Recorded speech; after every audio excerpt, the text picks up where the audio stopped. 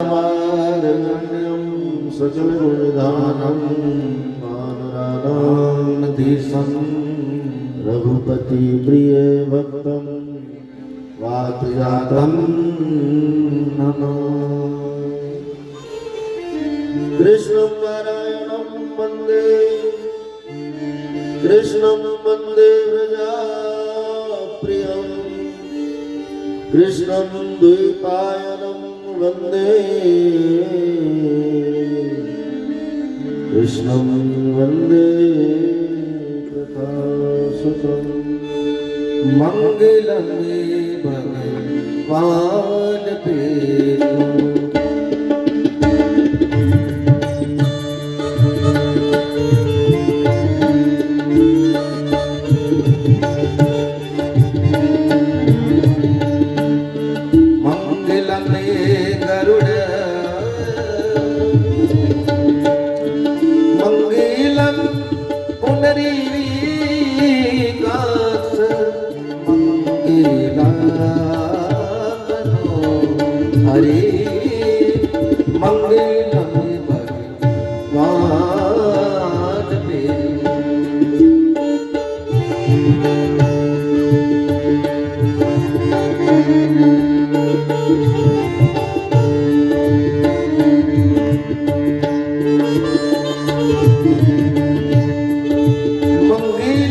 भगवान्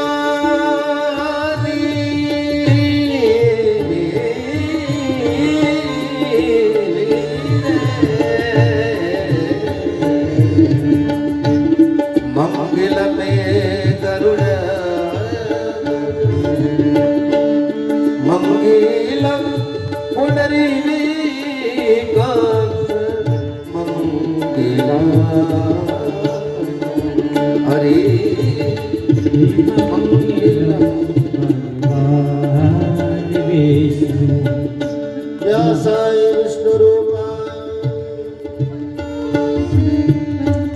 व्यासरूपाय विष्णवे नमो मयि ब्रह्मनिधये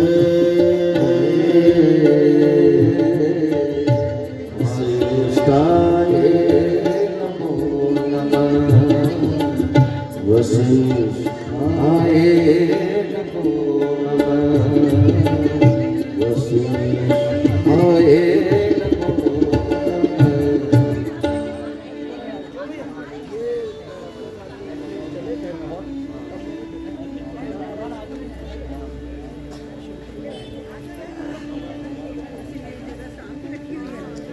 आइए सब मिलकर भाव से भागवत जी की आरती करेंगे। शर्मा जी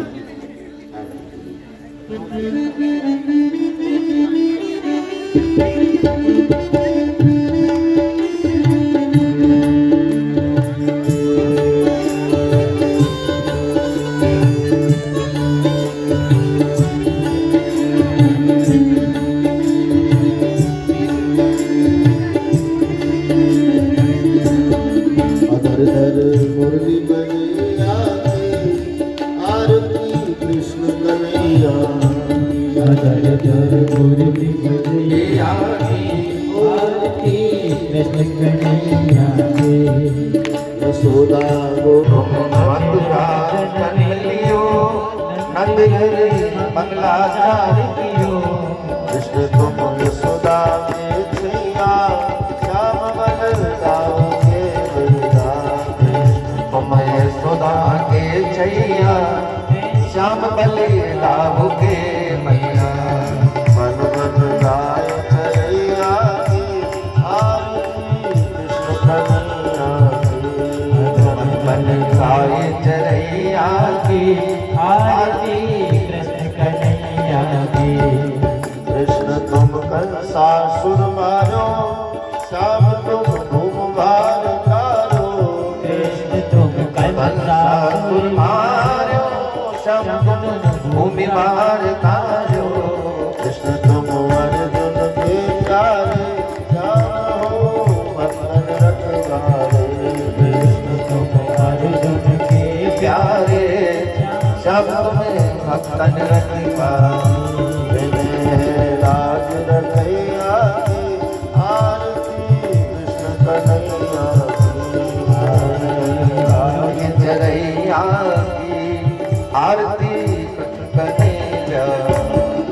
कालिया नागन थैया के बन बन गाय चरैया के कालिया नागन थैया के बन बन गाय चरैया यशोदा गोद के मैया के आरती कृष्ण कन्हैया की यशोदा गोद के लैया की आरती कृष्ण कन्हैया अधर धर मुरली बजैया की आरती कृष्ण कन्हैया की यशोदा गोद के लैया की आरती कृष्ण कन्हैया आरती गाते शरणानंद मन में होता है आनंद आरती गाते शरणानंद मन में होता है आनंद वृंदावन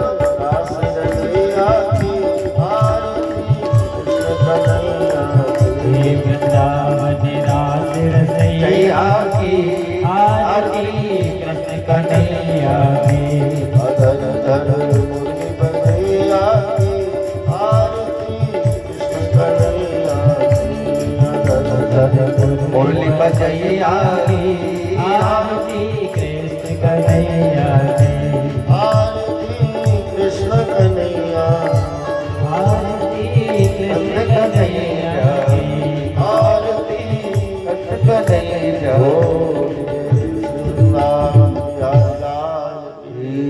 बाल कृष्ण गोविंद मोह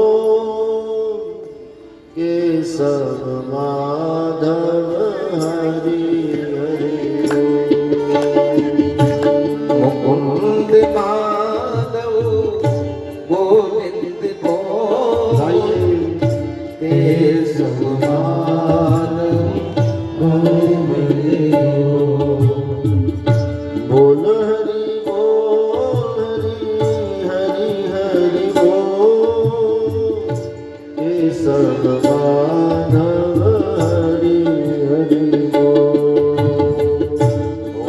हरि बोल हरि हरि हरि बोल केशव माधव गोविंद मुकुंद माधव गोविंद केशव माधव हरि हरि मुकुंद माधव गोविंद केशव माधव गोविंद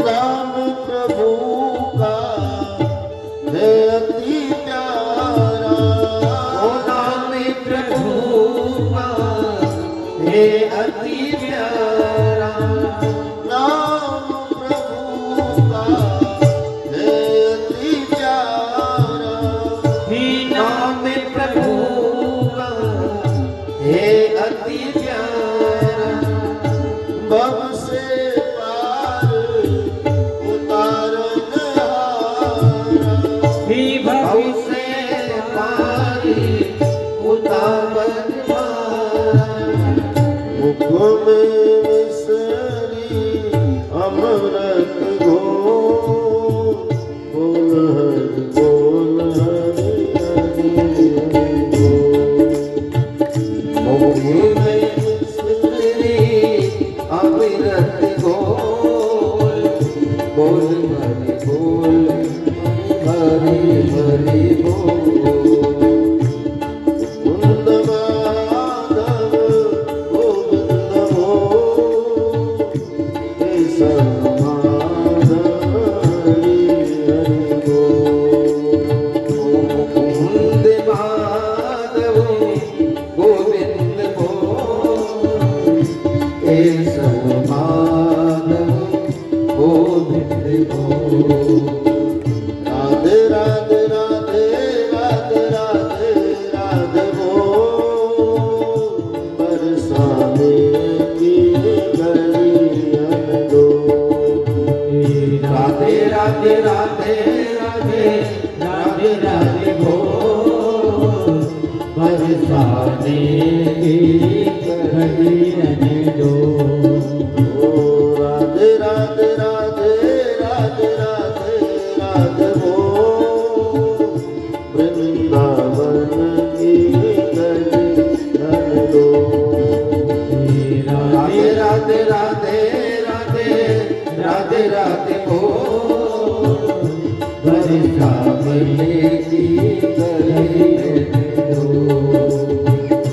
ये मर मन की लगा पतन में केवरी बल की लता पतन में कोकिला बन की बीच नगर में कोकिला बल की बीच नगर में प्राणी बोले राधे राधे बोल प्राणी बोले राधे राधे बोल बरसाने गलियां दो। राधे राधे राधे राधे राधे राधे बोल वृंदावन की गलियां दो। राधे राधे राधे राधे राधे राधे बोल बरसाने की गलियां दो। राधे राधे राधे राधे राधे राधे श्याम मिला दे राधे राधे श्याम मिला दे राधे राधे श्याम मिला दे राधे राधे श्याम मिला दे राधे राधे श्याम मिला दे राधे राधे श्याम मिला दे राधे राधे श्याम मिला दे राधे राधे श्याम मिला दे राधे राधे श्याम मिला दे श्याम मिला दे श्याम मिला दे श्याम मिला दे श्याम मिला दे श्याम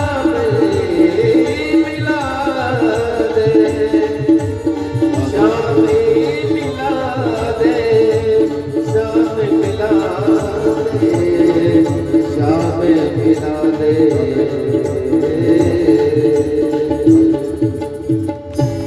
वसुदेव सुतं देवं कंसचाणूरमर्दनं देवकी परमानन्दं कृष्णं वन्दे जगद्गुरुम्।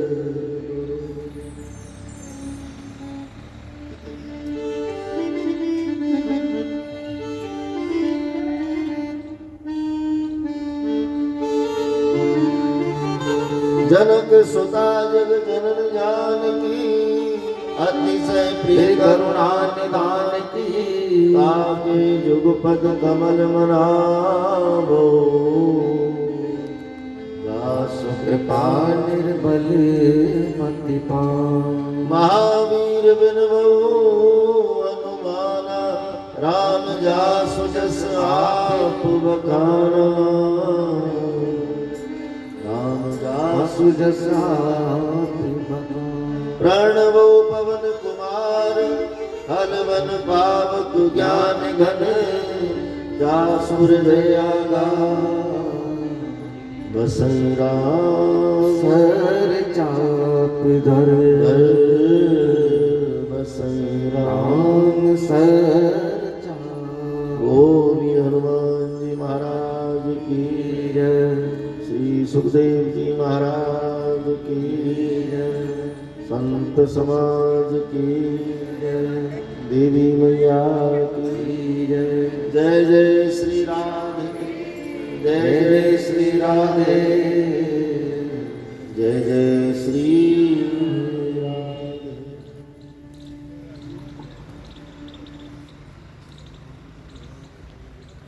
भगवान के परम पावन चरण कमल में वंदन करते हुए विद्यमान विग्रह माँ भवानी जगदम्बा मनसा देवी मैया के चरण कमल में नमन करते हुए यहाँ दृश्य अदृश्य रूप से निवासरत सभी चेतनाओं को, जो चेतनाएं कथा सुनने के लिए यहाँ विद्यमान हैं, उन सबको परम वंदन करते हुए आप सब कथा प्रेमी श्रोता बंधुओं को मेरा प्रणाम। भागवत कथा के दूसरे दिन हम सब फिर एकत्रित हैं। प्रभु की परम अनुकंपा, उनकी कृपा बरसी। श्रीमान राकेश जी शर्मा साहब, उनका पूरा परिवार, तीनों भाई, आपका परम प्रारब्ध है, आपके पुण्य उदय हुए, आपके ऊपर ठाकुर जी की कृपा बरसी और आपका भाग्य आपके अनुकूल हुआ। आपके पूर्वजों ने आपको एक प्रेरणा दी और आपके द्वारा ये सुंदर आयोजन यहाँ आयोजित किया जा रहा है। माता पिता स्वर्गीय विषम दास शर्मा जी और मैया सुनीता शर्मा जी, उनके सुपुत्रों के द्वारा उनको ये साप्ताहिक कथा रूपी श्रद्धांजलि अर्पण की जा रही है और व्यासपीठ का ऐसा विश्वास कि वो बड़े प्रसन्नता से इसको स्वीकार कर रहे हैं। ये प्रमाण है, क्योंकि हम कल से ही जिस आनंद का अनुभव यहाँ कर रहे हैं उस आनंद का वर्णन नहीं। एक परम संयोग में ये सब आयोजित हो रहा है और इसमें दैवी कृपा, हरि कृपा, आपके पुण्यों का प्रताप, आपके प्रारब्ध की अनुकूलता और माता पिता का अनुग्रह, ये सब मिले और इसी संयोग में हम भी सम्मिलित हो गए 7 दिन के लिए। तो आप सबको कथा श्रवण कराने के लिए मेरी व्यासपीठ मुखर है। कल बड़े आनंद के साथ पोथी जी की शोभा यात्रा भव्यता से निकाली गई और पोथी स्थापना हुई। उसके बाद में कल महत्तम की कथा हमने सुनी कि हम जिस ग्रंथ की कथा सुनने जा रहे हैं उस ग्रंथ के बारे में पहले जाने कि वो ग्रंथ क्या है। तो कल हमने ये बताया कि भागवत कथा, भागवत ग्रंथ क्या है। आप सबने सुना तो समझ में आया होगा। भागवत ग्रंथ क्या है? साक्षात श्री कृष्ण का विग्रह है। कृष्णा नाम भागवता, भागवता नामम च कृष्ण सा। भागवत का परिचय ही कृष्ण है, भागवत का अर्थ ही कृष्ण है, भागवत का स्वरूप कृष्ण स्वरूप है। क्योंकि ये कोई वक्ता की वाणी नहीं है, कोई लेखक की लेखनी नहीं है, कोई विद्वान का उद्गार नहीं, ये साक्षात परमात्मा के द्वारा प्रमाणित की हुई कथा है। जब जा रहे थे तो उद्धव ने पूछा, प्रभु आपका दर्शन कैसे पाऊंगा आपके जाने के बाद? भगवान ने कहा, उद्धव भागवत का दर्शन कर लेना, तुम्हें मेरा ही दर्शन उसमें मिल जाएगा। क्योंकि आज से मेरा स्वरूप इस कलयुग के अंतर्गत भागवत के रूप में धरती पर रहेगा। जो श्रद्धालु भाव और विश्वास प्रेम के साथ भागवत ग्रंथ का दर्शन करेगा उसको साक्षात कृष्ण के दर्शनों का लाभ प्राप्त होगा। तो भागवत मीन्स साक्षात कृष्ण, कृष्णा नाम भागवत। तो ये उसका महत्तम है, ये उसका परिचय है। ये केवल कागज के पन्नों की पोथी नहीं है, ये साक्षात ठाकुर जी का विग्रह है। और फिर मानो तो देव नहीं दीवार को ले। भाई मानो तो परमात्मा, नहीं तो पत्थर तो है ही। हमारा विश्वास ही तो है कि पत्थर नहीं, ये परमात्मा है, क्योंकि परमात्मा का स्वरूप है उसमें, हम उसकी आराधना कर रहे हैं। तो हमारा विश्वास है। इसलिए मैं भागवत की पोथी को कागज नहीं मानता, तो साक्षात ठाकुर जी का विग्रह है। तो कृष्णा नाम भागवता, भागवता नामम कृष्ण सा। इस ग्रंथ का दर्शन भी कल्याणकारी है और श्रवण भी कल्याणकारी है। भागवत अंत को सुधारती है। सनातनी ग्रंथों में 3 ग्रंथों की सत प्रेरणा रामचरितमानस, रामायण, श्रीमद् भागवत जी और महाभारत, ये 3 ग्रंथ जीवंत शिक्षा प्रदान करते हैं। यानी जीते जी जो देना है वो दे देते हैं। ऐसा कुछ नहीं है कि तुम पुण्य करते रहो फिर फल मृत्यु के बाद मिलेगा, कब मिलेगा क्या पता। ये तो तुरंत देने वाला ग्रंथ है, इसलिए कल्प वृक्ष कहा है भागवत जी, कल्प वृक्ष। अमृत उसके सामने कुछ नहीं, अमृत काच और कथा मणि। सुखदेव जी ने लौटा दिया देवता। तो भागवत ग्रंथ अद्भुत है। तो श्री कृष्ण ने अपनी इस व्यवस्था में उद्धव को यही कहा कि उद्धव बस भागवत को देख लेना, साक्षात में देख लिया, क्योंकि मुझ में और ग्रंथ में अब कोई अंतर नहीं, मेरा स्वरूप इस ग्रंथ के रूप में रहेगा। तो मान्यता ही सर्वोच्च है। इसलिए इस पावन पुराण को, इस पावन ग्रंथ को भगवान के रूप में हम मानते हैं, देखते हैं। कल उसकी ऐसी महिमा हमने सुनी। श्री कृष्ण के अनंत गुणगान का ये विग्रह हमारे जीवन में एक ऐसी व्यवस्था प्रदान करता है कि जो तीनों ग्रंथों को जोड़ देती है, रामायण को भी, महाभारत को भी और भागवत को भी। और मुझे लगता है कि जीवन की शुरुआत, मध्य और अंत इन 3 ग्रंथों से प्रेरित होकर के समाप्त हो जाता है। यदि इनकी प्रेरणा ग्रहण की होगी तो निश्चित कल्याण होगा, निश्चित। रामायण हमको क्या सिखाती है? रामायण हमको जीना सिखाती है। हमें निज धर्म पर चलना सिखाती रोज राम, हमें निज धर्म पर चलना सिखाती रोज राम। हमारे जीवन की जो मूल व्यवस्था है, कर्म और धर्म, इन दोनों की विधिवत शिक्षा रामचरितमानस देती है कि आदमी का धर्म क्या है और आदमी का कर्म क्या है। धर्म और कर्म से ही जीवन बनता है, धर्म और कर्म से ही जीवन जाना जाता है। तो रामायण जीना से रिश्तों की महिमा, ये कर्म और धर्म दोनों ही से तो निर्वाह होते हैं। कर्म बिगड़ जाए तो भी रिश्ते निर्वाह नहीं हो सकते, और धर्म बिगड़ जाए तो भी रिश्ते निर्वाह। हर रिश्ते के साथ एक धर्म जुड़ा है। माँ बेटे का धर्म है, पति पत्नी का धर्म है, भाई बहन का धर्म है, पड़ोसी पड़ोसी का, सबके संग धर्म जुड़ा है। बस उसको अब हमें उस तरह से निभाना है जिस तरह से शास्त्रों ने बताया है। धर्म की व्याख्या केवल तिलक चंदन तक नहीं है। कोई सितंबर पीतांबर ही धार्मिकता को प्रमाणित करे ऐसा नहीं है। कुछ भी पहनो, तिलक चंदन न करो, मंदिर न जाओ, तो भी तुम धार्मिक होगे यदि धर्म के लक्षणों का अनुसरण तुम्हारे जीवन में रहेगा। तो धर्म एक विचार है मेरे भाई, धर्म एक स्वभाव है, और स्वभाव में ये 10 लक्षण होने चाहिए।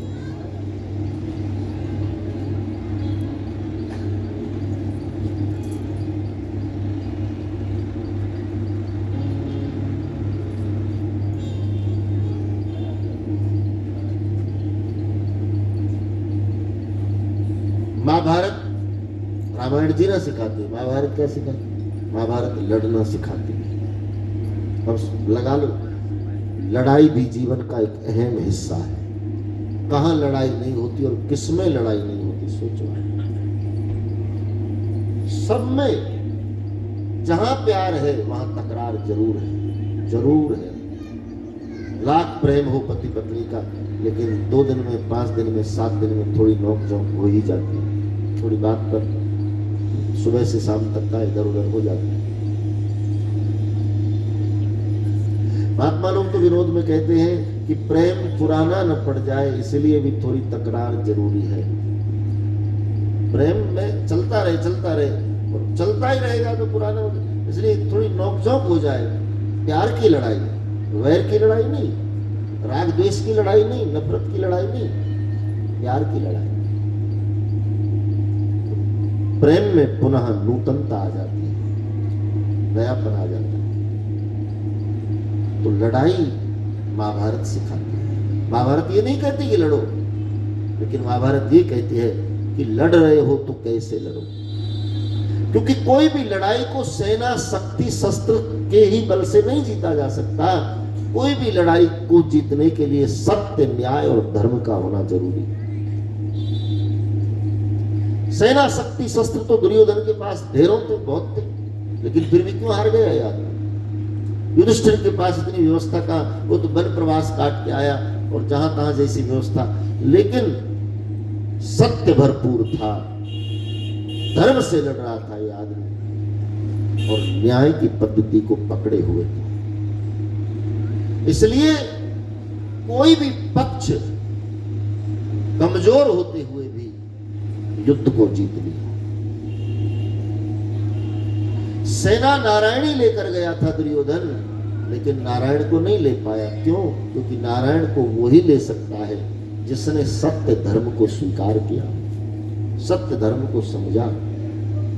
छल कपट राग द्वेष होगा, वहां भगवान को बुलाओ तो भी नहीं जाए, क्योंकि उसने तो स्पष्ट कहा है, निर्मल मन जन सो मोह पावा, निर्मल मन जन सो मोह पावा, निर्मल मन जन सो मोह पावा, निर्मल मन जन सो मोह पावा, मोहे कपट छल छिद्र न भावा, मोहे कपट छल छिद्र न पावा,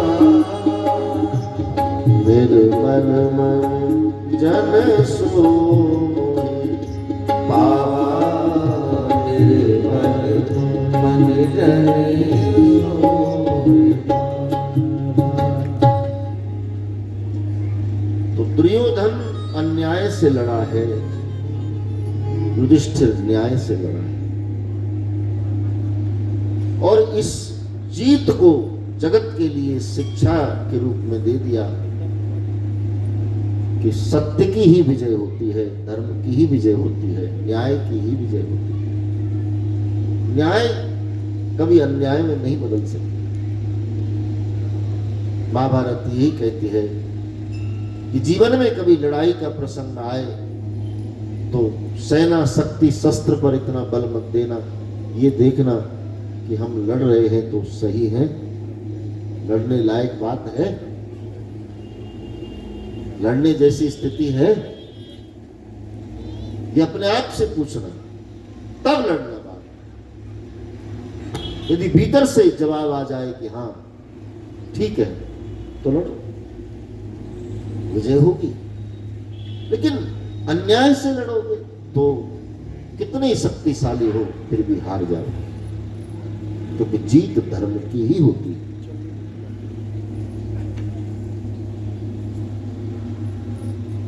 और श्रीमद् भागवत जी प्राणी के अंत को सुधारती है।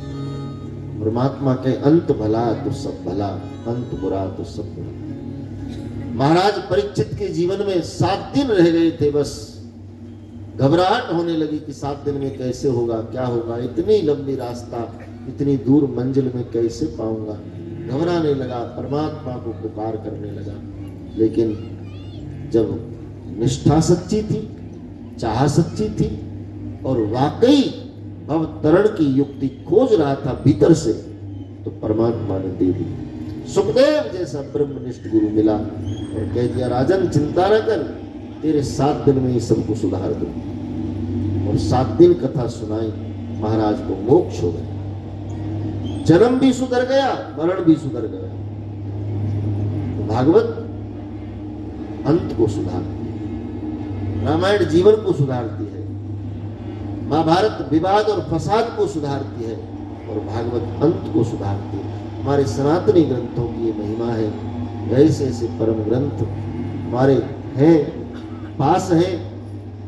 कहे कि गंगा तो बह रही है और तट पर हम निवास कर रहे हैं, फिर भी अज्ञानता के कारण गंगा में डुबकी न लगा पा रहे। ये तो घर घर जाकर के प्राणी को पवित्र कर रही है। हरिद्वार वाली गंगा में तो बहुत दूर यात्रा करके तब वहां में स्नान कर पाओगे, लेकिन कथा गंगा तो घर घर जाकर के, जगह जगह जाकर के प्राणी को स्नान करा रही है, उसको पवित्रता प्रदान कर रही है। तो 3 ग्रंथों की महिमा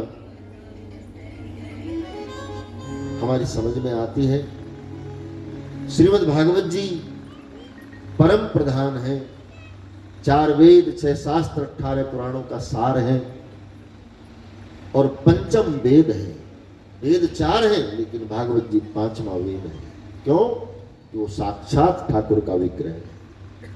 तो ऐसी पावन पुराण की कथा हम सुन रहे हैं। कल महात्म बड़े आनंद के साथ गाया। आइए, आज दूसरा दिन है। प्रभु चरणों में नमन करते हुए दूसरे दिन की कथा हम लेकर चलें। एक बात मैं स्पष्ट कहूं, कथा कभी पूरी नहीं होती है। आप भी जानते हो, मैं भी जानता हूं। 7 दिन में कथा पूरी हो जाए, सवाल है। कथा कभी पूरी नहीं होती। कोई नहीं कर पाया, हम कैसे कर पाए? उसकी व्यवस्था ही नहीं है पूरी होने की। हरि अनंत कथा अनंता, हरि अनंत, हरि कथा अनंत। अनंत जिसका परिचय, जिसकी कोई अवधि नहीं है, अनंत अनंत अनंत। तो फिर अनंत को हम कैसे पूरा करें? और क्यों कथा अनंत है? क्योंकि उसके सुनने वाले श्रोताओं की क्षमता अनंत है। जिनके श्रवण समुद्र समाना, अथा तो धर्म जिज्ञासा, अथा तो सत्य जिज्ञासा, अथा तो भक्ति जिज्ञासा। जिनके सुनने की क्षमता इतनी प्रबल है, रोज कथा मिले, रोज कथा मिले, रोज। जो कथा को समझ गए मेरे भाई बहन, कथा उनका प्राण बन गया, उनका जीवन बन गया। तो पूरी होने की व्यवस्था नहीं है, पुरानी भी नहीं होती, पूरी नहीं होती और पुरानी भी नहीं। दिने दिने नवम नवम नमामि नंद नंदनम, यदा तदा यथा तथा तथैव कृष्ण सत्कथा, मया सदैव गीयताम तथा कृपा विधीयताम। नित्य नूतन है, हर दिन नई है कथा। हम तो 22-25 साल से गा रहे हैं, खबर नहीं कहाँ से शुरू हुआ था, अभी कहाँ है और कहाँ पूरा होगा, कुछ नहीं पता। साप्ताहिक विधान से जीवन चल रहा है। क्रम तो उसका शुरू से और आखिर तक 7 दिन में पूरा करना ही होता है। विधान बस अनुष्ठान होता है, लेकिन कथा व्याख्यान कभी पूरा नहीं।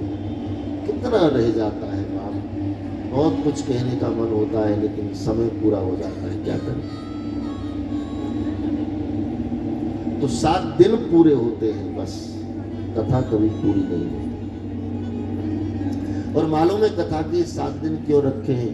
क्योंकि इंसान की जिंदगी में गिनती के 7 ही दिन है, बस इसलिए कथा 7 दिन की रखी। भाई आप गिनती करो, शनिवार से गिनती करो तो इतवार को 7 दिन, इतवार से गिनती करो तो शनिवार को 7 दिन, 7 ही तो दिन है। हर सप्ताह में संडे आता है, हर संडे को छुट्टी होती है और हर छुट्टी में कोई ना कोई प्लान होता है। तो आप समझ लो साप्ताहिक विधान से जीवन चल रहा है। ये 7 दिन बीत गए, वो 7 दिन शुरू हो गए, ये 7 दिन बीत गए, वो 7 दिन। तो जिंदगी तो 7 ही दिन की रही। किसी का जन्म सोमवार को हुआ, किसी का बर्थडे मंगलवार को, किसी का बुधवार को, किसी का है इन्हीं 7 दिनों में। इन्हीं 7 दिनों के अंदर प्राणी का जन्म होता है, इन्हीं 7 दिनों में बचपन बीत जाता है, इन्हीं 7 दिनों के अंदर विवाह, शादी, बच्चे, सुख दुख, हानि लाभ, जो भोगा भोगा, और इन्हीं 7 दिनों में बुढ़ापा, और इन्हीं 7 दिनों में से एक दिन यहां से चले जाना। कोई सोमवार को गया तो कोई मंगलवार को गया तो कोई बुधवार को गया। इन्हीं 7 दिनों में आया और इन्हीं 7 दिनों के घेरे में घूम करके वापसी चला गया। यही जगत है, यही संसार है। एक मित्र ने मित्र को पूछा पानी कहाँ है? मित्र ने कहा घड़े में। बोले घड़ा कहाँ है? बोले घड़ा रसोई में। रसोई कहाँ? बोले रसोई घर में। घर कहाँ है? बोले गांव में। गांव कहाँ? तहसील में। तहसील कहाँ? डिस्ट्रिक्ट में। डिस्ट्रिक्ट कहाँ? प्रांत में। प्रांत कहाँ? बोले भारत में। भारत कहाँ? धरती पर। धरती कहाँ? पानी में। और पानी कहाँ? बोले घड़े में। ये ऐसे गोल गोल घूम रहा है मेरे भाई बहन। प्रकृति ने एक दूसरे को आंकड़ी से जोड़ रखा है, कहीं ना कहीं किसी ना किसी मोड़ पर मिल ही जाते। तो जीवन 7 दिन का है और सच कहते हैं महात्मा कि सब पर भरोसा करना, लेकिन सांसों पर भरोसा मत करना। ये कब संग छोड़ दें कुछ नहीं पता। किसी को पता है कि मैं कितने दिन यहाँ रहूंगा? किसी को नहीं पता। कोई पक्का करके नहीं कह सकता है। लाख ढकोसले उड़ते रहे, उससे कोई लेना नहीं। लेकिन हम नहीं मानते, इस विधान को केवल वो ही जानता है और कोई नहीं जानता। क्योंकि 6 बातें तो उसने अपने हाथ में रखी, इसी में ही तो इंसान का कोई हस्तक्षेप नहीं है। हानि लाभ जीवन मरण जस अपजस विधि हाथ, बाकी तो सब दुनिया के हाथ है। डॉक्टर एक एक पुर्जे को खोल देगा, फिर दोबारा से कस देगा, चालू कर देगा, लेकिन उसमें से प्राण निकल जाए ना, उसमें प्राण नहीं फूंक सकता है, वो प्राण नहीं डाल सकता। ये काम तो वो ही कर सकता है, इसीलिए उसको हम वंदना करते हैं। यदि ये व्यवस्था भी इंसान के हाथ में दे दी होती तो फिर कोई आरती गाने वाला नहीं था, फिर जरूरत कहां थी। अब तो थोड़ी विपत्ति आए तो हे हरि हे हरि, थोड़ा मुश्किल समय आए हे हरि, और दुख में ही उसकी याद आती है। ये बड़ी विडंबना है। इसलिए कवि को कहने में कोई संकोच न हुआ कि दुख में सुमरन सब करे, सुख में करे न कोई। जो सुख में सुमरन करे तो प्राणी, फिर दुख काहे को। कहे हनुमंत विपत्ति प्रभु सोई, जब तब सुमिरन भजन न हुई। दुख की घड़ी तो भक्तों ने उसको माना जिस समय हमारा सत्संग हमसे छूट जाए, हमारा स्वाध्याय हमसे छूट जाए, हमारा भजन हमसे छूट जाए। ये सब चल रहा है ना, तो फिर कोई दुख ही नहीं है, कोई दुख नहीं। कुंती कहती है मैं झोली फैला कर मांगू कन्हैया, मेरी झोली में सब दुख डाल दे। मुझे दुख प्रिय है। क्यों? क्योंकि दुख में तेरा सुमिरन होता है। ऐसे सुख का मैं क्या करूं जिसमें तेरा भजन छूट जाए। सुख में करे न कोई। कुंती ने कह दिया सुख के माथे सिल पड़े, नाम हृदय ते जाए, बलिहारी व दुख की जो पल पल नाम रटाए। मैं तो बार बार बलिहारी दुख के लिए जो तेरा भजन करवाए।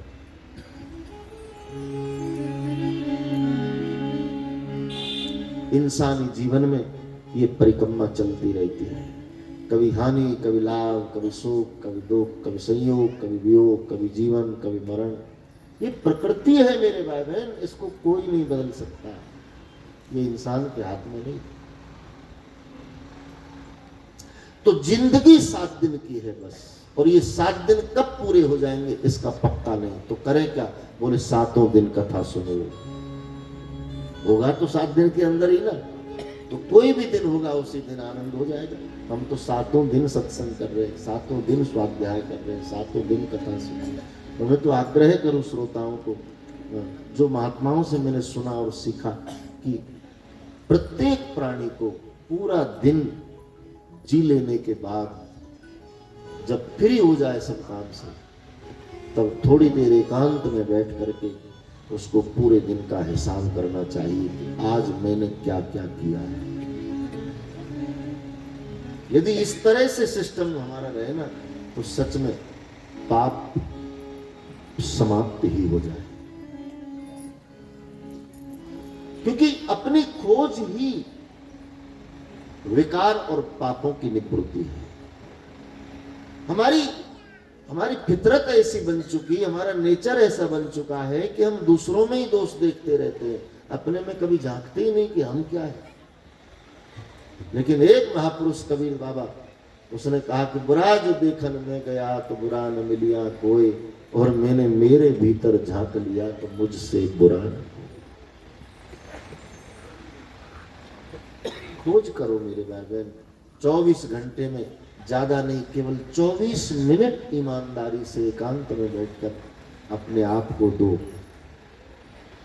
अपने स्वरूप का बोध करो, अपने परम तत्व का बोध करो, जरूरी है, तब बचा जा सकता है।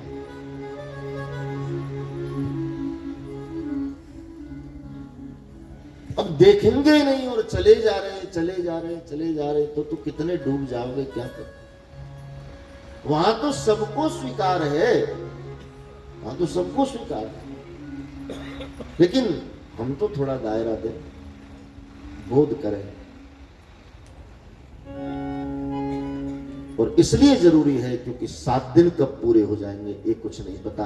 ये लापरवाही का विषय नहीं है कि अभी तो बचपना है, अभी तो जवानी है, अभी तो डूबे हैं जगत के विलासों में, बुढ़ापा आएगा तब सोचेंगे। और बुढ़ापा भी कब आएगा ये भी पक्का नहीं, क्योंकि बुढ़ापा आ जाए तो भी हम कहाँ मानते हैं कि बुढ़ापा आ जाए, कहाँ मानते हैं, बुढ़ापे से लड़ते हैं। बाल काले करना, दांत लगवाना, चमड़ी में स्किन में सर्जरी कराना, ये करना वो करना, झुर्रियां मिटवाना, लोग कितना लड़ते हैं बुढ़ापे से, लेकिन वो आए ही चला जाता है, आए ही चला जाता है, आए ही चला जाता है।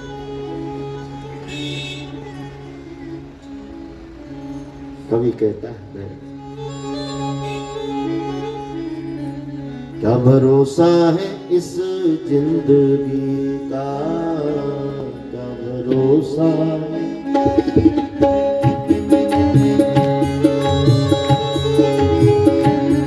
क्या भरोसा है इस जिंदगी का, क्या भरोसा है इस जिंदगी का, क्या भरोसा है इस जिंदगी का, साथ देती नहीं ये किसी का, वो साथ देती नहीं वे किसी का, क्या भरोसा है इस जिंदगी का, क्या भरोसा है इस जिंदगी का, सांस रुक जाएगी चलते चलते, सांस रुक जाएगी चलते चलते, सम्मा बुझ जाएगी चलते चलते, सम्मा बुझ जाएगी चलते चलते, सांस रुक जाएगी चलते चलते, सांस रुक जाएगी चलते चलते, दम सम्मा बुझ जाएगी चलते चलते, सम्मा बुझ जाएगी चलते चलते, दम निकल जाएगा, दम निकल आएगा, दम निकल जाएगा, दम निकल आएगा, दम निकल जाएगा, दम निकल जाएगा, दम निकल जाएगा, आदमी का क्या भरोसा है इस जिंदगी का, क्या भरोसा है इस जिंदगी का, साथ देती नहीं वो साथ देती नहीं वे किसी का, क्या भरोसा है इस जिंदगी का, क्या भरोसा है इस जिंदगी का। और सब समाप्त हो जाएगा, इंसान की शोहरत, उसकी प्रतिष्ठा, उसका वैभव, उसका जगत, धन जो भी था सब यहीं रह जाएगा, और संग क्या जाएगा।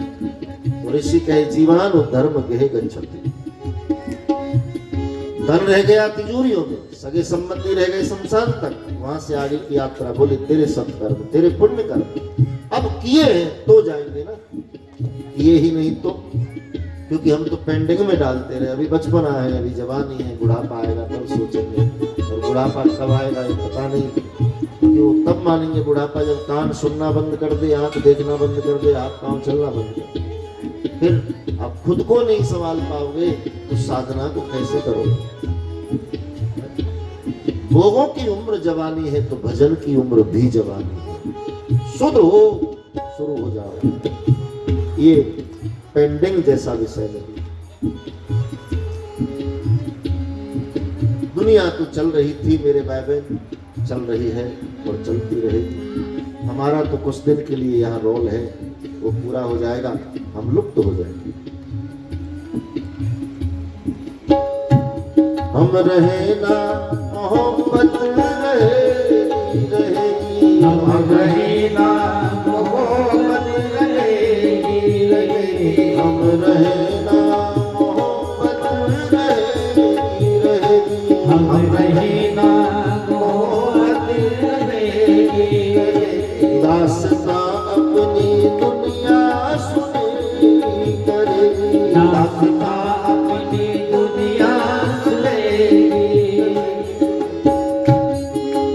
एक बड़ी अच्छी इच्छा हमारे अंदर होती है कि मरने वाले को स्वर्ग मिला है कि नरक मिला है, ये हम जानना चाहते हैं। इसलिए बहुत से लोग गरुड़ पुराण पढ़ते हैं, गरुड़ पुराण सुनते हैं, उसमें बताया जाता है ये ऐसी नदी होती है, ये होता है, वो होता है। तो इच्छा होती है कि हमारा कोई गया तो कहाँ गया, वैकुंठ में गया है कि नरक में गया है। उसका एक बड़ा सुंदर समाधान है, पक्का करके कि जाने वाला वही गया है। उसका प्रमाण है क्या, कि इंसान के मर जाने के बाद पीछे से समाज में यदि उसकी बहुत प्रशंसा हो रही हो, बहुत भलाइयां गाई जा रही हो, लोग उसका नाम लेकर के आंखों को भर लाते हो, बड़े अच्छे आदमी थे, ऐसे आदमी की जरूरत ठाकुर जी ने क्यों बुला ली, बड़े अच्छे थे, यदि ऐसा लोग कह रहे हो ना उसके जाने के बाद, तो समझ लेना वैकुंठ में गया। और इंसान के मर जाने के बाद पीछे से समाज में यदि उसकी आलोचना हो रही हो, लोग कह रहे अरे अच्छा हुआ मर गया, धरती का बोझ कम हो गया, बड़ा लोभी था, बड़ा लंपट था, बड़ा धोखेबाज था, बड़ा असत्यवासी था, ऐसा था, वे आलोचना, उसकी निंदा हो रही हो, समझ लो नरक में गया। ये पक्का प्रमाण है। इसलिए कवि कहता है कि दुनिया तो चल रही थी, चल रही है और चलती रहेगी। हमारा रोल है यहाँ कुछ दिन के लिए, इसलिए उसको क्यों खराब करो बाप। ऐसा रोल अदा करके जाओ कि तुम्हारे जाने के बाद लोग तुमको याद करके और शोक, अरे दे कोई याद, दे कोई,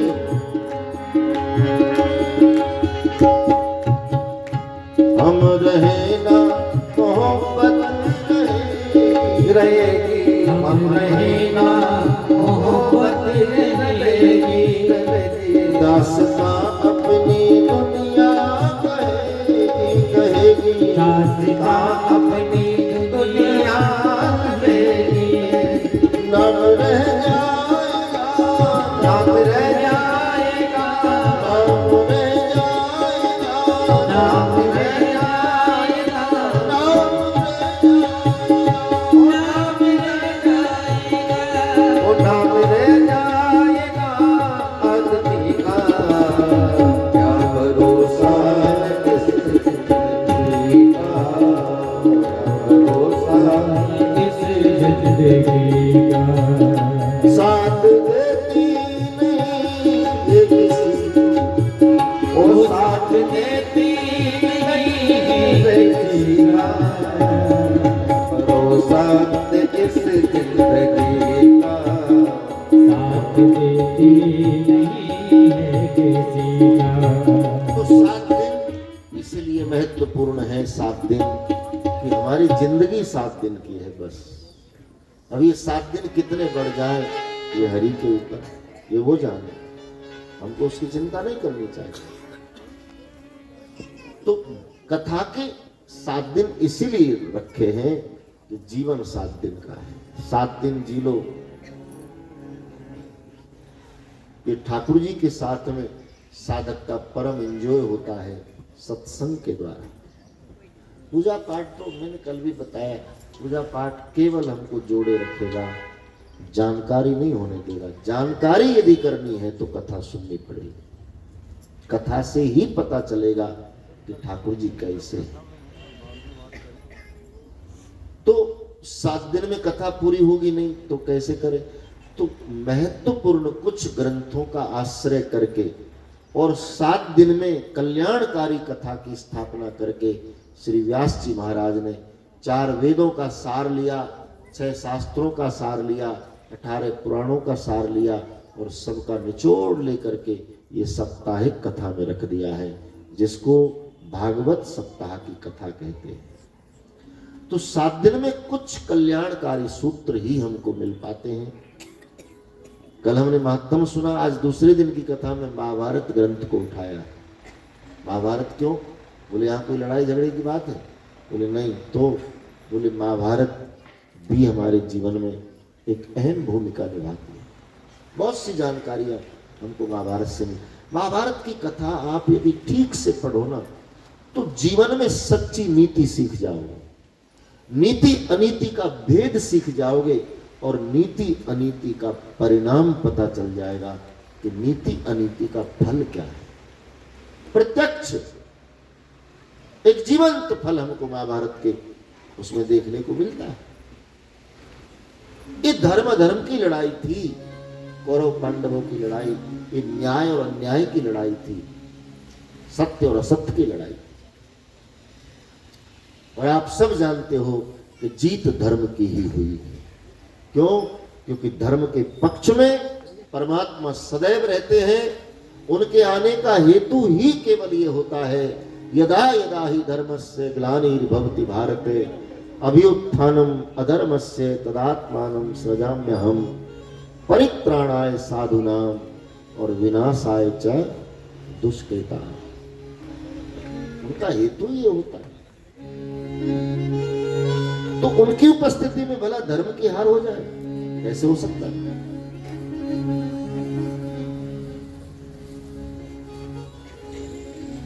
तो महाभारत के कुछ विषय हमारे जीवन में बहुत महत्वपूर्ण भूमिका निभाते हैं।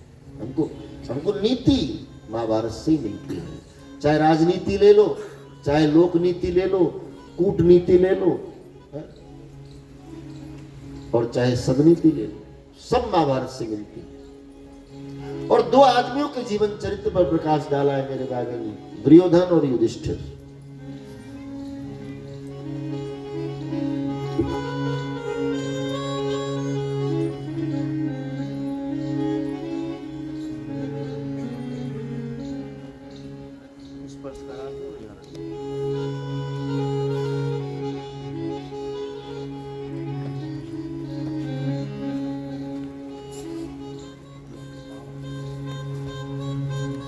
युधिष्ठिर और दुर्योधन के बारे में जगत जानता है, लोक विख्यात है ये नाम, सब जानते हैं। दुर्योधन का मतलब क्या और युधिष्ठिर का मतलब क्या, नाम का मतलब भी जानते हैं।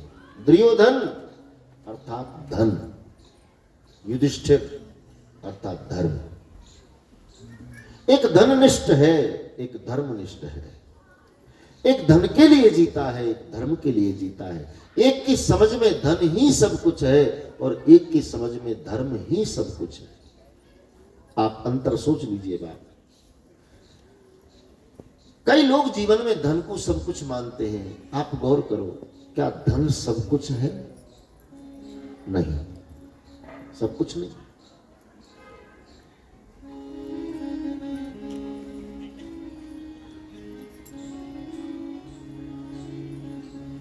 लेकिन धर्म सब कुछ है। धन के द्वारा हम धर्म तक पहुंच सकते हैं। धन को उपयोग करके हम धन को विशुद्ध कर देते। देखो, धन की 3 गति, दान, भोग और नाश। तुमको चाहे अरबों दियो, चाहे करोड़ों दियो, चाहे लाख दिया, चाहे कुछ नहीं दिया, जितना भी है वो 3 गति में पूरा। दान उत्तम गति, भोग मध्यम और लघु यानी सबसे नाश।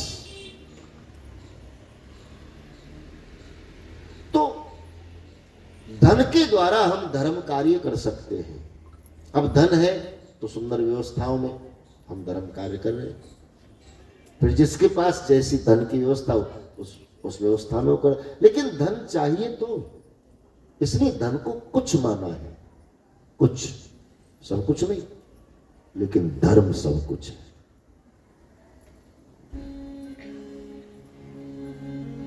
धर्म की शरण में धन को अर्पण करके हम उसको कर सकते हैं, लेकिन धन से धर्म को नहीं ले सकते। धन धर्म पैदा नहीं कर सकता है। हाँ, सहयोगी बन सकता है धर्म कार्य में, सीढ़ी का काम कर सकता है, इसलिए उसको कुछ माना, लेकिन धर्म तो सब कुछ है। तो क्यों कुछ लोग धन को सब कुछ मान करके और अनीति पर उतर आते हैं? क्यों अपना धर्म पथ छोड़ देते हैं? अब स्वाभाविक सी बात है, कोई काम है वो नीति नहीं कहती कि करना चाहिए, लेकिन ले लो ना साहब कर दो, और साहब को लालच आ गया, ले लो, ठीक है कर दो। तो फिर वहां नीति को अनदेखा करके अनीति कर दी। और धन तो लोभ से पाप पैदा हुआ ना। आपका बाप लोभ है, धन का लोभ आया, पाप कर दिया। तो धन तो कई प्रकार के विकारों से ग्रसित है। लोभ धन से ऐसे जुड़ा हुआ है, दूध और पानी जैसे एक हो जाते हैं ना, ऐसे लोभ और धन दोनों मिश्रित है। धन आएगा तो लोभ भी आएगा। मैं कहूं आप मानो ऐसा नहीं, लेकिन जहां तक मेरे अनुभव में आया है, संसार के प्रवाह में लोगों से मुलाकात होती रही तो अनुभव आते रहे, हमने जहां तक जाना कि जब तुम्हारे पास ज्यादा नहीं था तब तुम ज्यादा खुले थे, तुम्हारे पास बहुत ज्यादा आ गया ना, तुम संकुचित होते जा रहे हो। क्योंकि अतिशय धन में आसक्ति व्यक्ति की वृत्ति को संकुचित करती है, उसको छोटा बनाती है। वो जितना बाहर से बड़ा, भीतर से उतना छोटा होता चला जाता है। ये धन का स्वभाव है, ये धन का विकार है। इसलिए हम धन को प्रशंसा नहीं कह सकते। ये धन में धन का दुर्गुण है ये कि वो आता है तो इंसान की वृत्ति को ऐसा बनाता चला जाता, लोभ पैदा होता चला जाता, तृष्णा भूख और बढ़ती चली जाती। लेकिन नहीं बाप, गोधन गजधन बाज धन और रतन धन खान, जब आवे संतोष धन तो सब धन दूर समा। और ये संतोष ये धर्म का लक्षण है। दान दया तपश्चर्या करुणा अहिंसा परोपकार संतोष सत्य धर्म 10 लक्षणम। ये धर्म के 10 लक्षण जिसके विचारों में है, जिसके स्वभाव में है, वो फिर धोती कुर्ता पहने न पहने, पीतांबर श्वेतांबर पहने न पहने, तिलक चंदन करे न करे, लेकिन वो पक्का धार्मिक है जिसके लक्षण स्वभाव में बसते हैं। और कुछ लक्षण तो ऐसे दिव्य हैं धर्म के कि जो जीवन को बिल्कुल सजा देते हैं। उसमें सबसे बड़ा लक्षण है सत्य। जो आदमी सत्य को स्वीकार कर लेता है, फिर सत्य केवल मूर्ति के रूप में उपासना करने वाला सत्य नहीं, उसके जीवन के विचार में सत्य भर जाना कि अब वो बोलेगा भी सत्य, अब वो करेगा भी सत्य, अब वो जहां रहेगा सत्य से, उसके जीवन में संपूर्ण सत्य छा जाता है। और दूसरा लक्षण है परोपकार, जो पूरी तरह से जीवन को पकड़ लेता है, उसको सजा देता है, उसका नाम रख जाता है परोपकार। है कोई आदमी बड़ा परोपकारी, सबके दुख में दौड़ कर जाता है, सबके काम आता है, ये परोपकार का लक्षण है। ऐसा आदमी न तिलक चंदन करे, न धोती कुर्ता पहने, न श्वेतांबर पीता, तो भी पक्का धार्मिक है। क्योंकि लक्षण स्वभाव में होना चाहिए। स्वरूप हो ना हो कोई परवाह नहीं, लेकिन स्वभाव में लक्षण होना चाहिए। गोस्वामी जी ने लिखा है,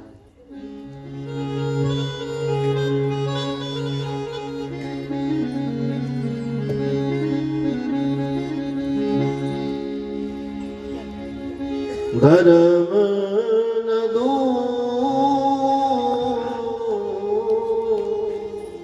सर समान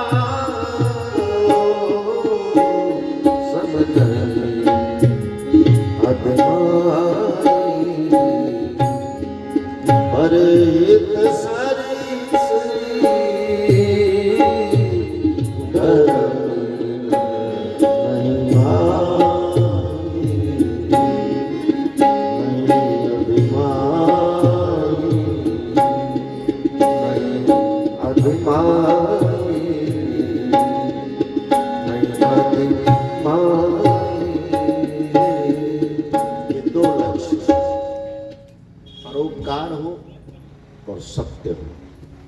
फिर दान, दया, तपश्चर्या, करुणा, अहिंसा आदि आदि ये सब लक्षण इंसान के जीवन को सजोते हैं।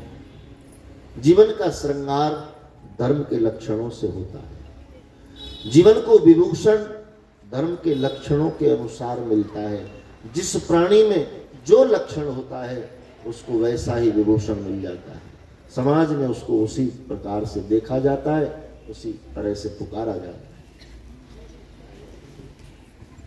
तो युधिष्ठिर माने धर्म, साक्षात धर्म अवतार है। दुर्योधन लोभ के वशीभूत होकर आए दिन पाप करता है। कभी पांडवों को लड्डू में विष देकर मार देना चाहता है, कभी लाक्षागृह में उनको जलाकर मार देना चाहता है। मालूम क्यों? उसको भूख लगी है धन की, तृष्णा लगी कि सब मेरा हो जाए, सब मेरा हो। और धन की तृष्णा बुरी, अंत में नरक वहीं देती है। आए दिन पाप। एक दिन तो जुआ खेलने के लिए युधिष्ठिर महाराज को बैठाया, शर्त रख दी कि जो हार जाएगा वो सब हार ही जाएगा और जो जीत जाएगा वो पूरी सत्ता का मालिक होगा। हारने वाले को 12 वर्ष वन में रहना होगा, अज्ञातवास आदि की शर्तें रखी। खेल शुरू हुआ। शकुनी के हाथ में पासे रहे। अधर्मी लोगों का ज्यादातर रास्ता खुला रहता है। भगवान उनको बहुत कम रोकता है, रोकता नहीं। चलते जाओ बेटा, जल्दी जल्दी जा ताकि पूरा हो जाए। रोकता तो उसी को है जिसको वो अपना मानता है, कसता तो उसी को जिसको अपना मानता है। मीरा को कितना कसा, नरसिंह मेहता को कितना कसा, प्रहलाद को कितना कसा, सुदामा को देखो। इसलिए लोग शिकायत करते हैं कि क्या रखा है भजन पूजन में महाराज। जो लोग झूठ बोले, बेईमानी करें, दंड फंद करें, वो मौज में रहते हैं, और जो नीति न्याय धर्म पूजा पाठ से रहे ना वो तो दुखी रहता है। क्या रखा है? ठीक है, जैसी जिसकी समझ। बाकी उसके कोई पुण्य कर्म रहे होंगे पूर्व जन्म के, जिसके प्रताप से इस जीवन में गलत करते हुए भी वो सुख पा रहा है। लेकिन जान लो इतने अच्छे पुण्य कर्म रहे होंगे उसके कि इस जन्म में कुमार्ग चलते हुए भी वो विभूषण पा रहा है, वो संपत्ति पा रहा है, वो प्रतिष्ठा पा रहा है, वो सुख पा रहा है। यदि इस जन्म में भी उसके कर्म अच्छे होते तो वो कहाँ होता, सोचो आप है? और जो इस जन्म में दुखद व्यवस्था के अंतर्गत, देखो भाई, मन का सुख है और मन का दुख है। मन के माने दुख और मन के माने सुख। बाकी सुख दुख की बहुत ज्यादा परवाह हमको होती नहीं और करते भी नहीं, क्योंकि होए ही वही जो राम रचि राखा। ये कुछ मंत्र ऐसे हैं जो विचारों में तो परवाह नहीं। न सुखम न दुखम न पुण्यम न पापम चिदानंद रूपः शिवोहम शिव। जैसे तू रख रहा है वैसे रह रहे हैं, और जो तू दे रहा है वो दे रहे हैं। तेरे कांटों से भी प्यार, तेरे फूलों से भी प्यार, जो कछु देना चाहे दे दे रे करता। उनको कौन करे? क्योंकि अब सौंप दिया तो फिर कहां परवाह रह जाती, फिर परवाह नहीं। तो मन का दुख है, मन का सुख।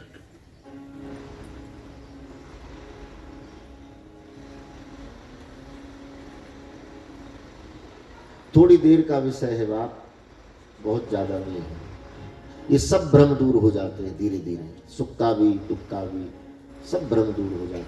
एक स्टेज पर जब साधक आता है स्वाध्याय के द्वारा, गुरु कृपा के द्वारा, ये भ्रम दूर हो जाता है और फिर वो ऐसा तटस्थ होता है कि हर स्थिति उसके अनुकूल हो जाती है। जो जिम जंगम तीरथ राजू, संत जहां विराजमान होगा वही सत्संग, जो बोलेगा वही कथा, और जहां ठहर जाएगा वही तटस्थ संगम है। क्योंकि ये भीतर का विषय है, मान लो वही होगा। तो सुख दुख की बहुत ज्यादा परवाह ऐसी होती नहीं। बाकी कई लोग कहते हैं कि दुख दुख दुख, तो उसमें पूर्व जन्म के कुछ कर्मों का होता है हिसाब किताब। ये भोग भूमि है, यहाँ अपने अपने भोगों का सब भुगतान करने आए। जब तक भोग रहे धरती, जब तक भोग रहे प्राणी के, तज नहीं पाता है वो प्राण। तो तब तक लाख कोशिश करे तो भी इसके प्राण नहीं छूटते। जगत में जो भी आते हैं अपने अपने कर्मों का फल सब ही पाते हैं। जगत में जो भी आते, जो भी आते, यहाँ वो यही वही जो राम रचि राखा। इसलिए बहुत परवाह नहीं उस चीज की। तो न करो शिकायत तो ज्यादा अच्छा है। राजी है हम उसी में जिसमें तेरी रजा। क्या शिकायत करना, और क्या उसको उल्हाना देना, क्या उससे कहना, उसको क्या पता नहीं, सब कुछ पता है।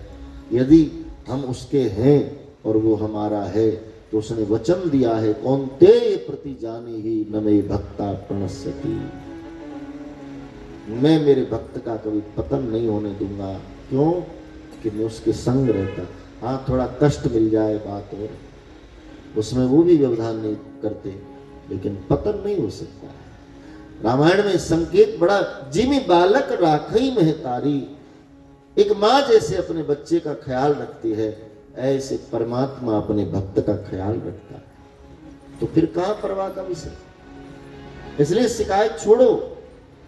और आखिर में महात्मा ये कहते हैं कि परख सोने की होती है, लोहे की कभी परख नहीं होती। यदि हमको कस रहा है, हमको तपा रहा है, हमको परख रहा है, तो हमको गर्व होना चाहिए कि हम इस लायक तो हुए कि ठाकुर जी हमको परख रहा है। चिंता किस बात।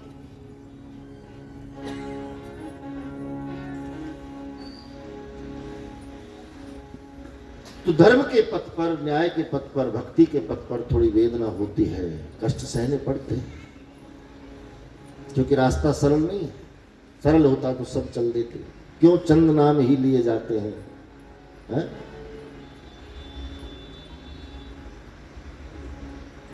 तो अन्याय से, अनीति से उसने खेल खेला। महाराज एक एक करके सब समृद्धि हार गए। वो झूठे दंभी जीतते गए, युधिष्ठिर हारते गए। पुण्यात्मा हार रहा है और पाप आत्मा जीत रहा है। ये है जगत। वो जीतते गए, जीतते गए। महाराज ने एक एक संपत्ति दांव पर लगाई, ये लगाया, बोला। जब सब खत्म हो गया तो गई दृष्टि परिवार धन पर। तो भाई थे, उनको दांव पर लगा दिया, हार गए। और अंत में कथा आती है कि पत्नी द्रौपदी को भी दांव पर लगा दिया। यहां समाज में एक प्रश्न पैदा होता है कि क्या युधिष्ठिर इतने आसक्त हो गए थे जुआ में कि जब धन नहीं बचा तो पत्नी को दांव पर लगा दी, परिवार को दांव पर लगा?